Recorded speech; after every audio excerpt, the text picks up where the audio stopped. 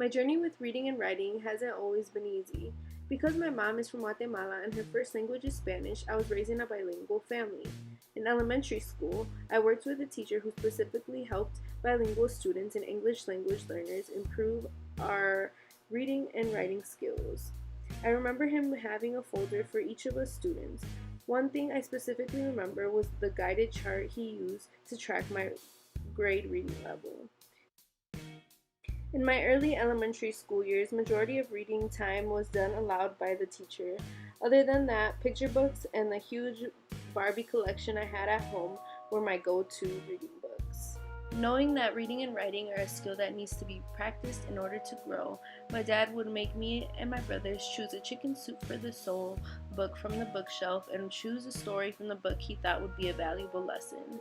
We'd write down the whole story and then read it to him while he followed along in the book.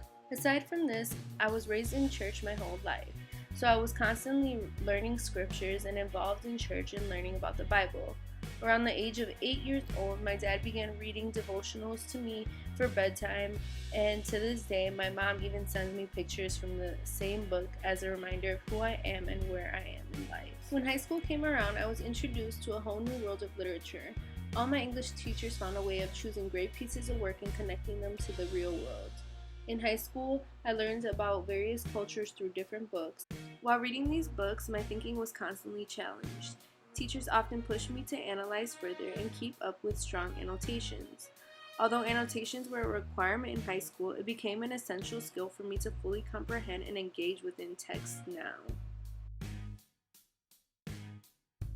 LB in college was the next big milestone within my journey.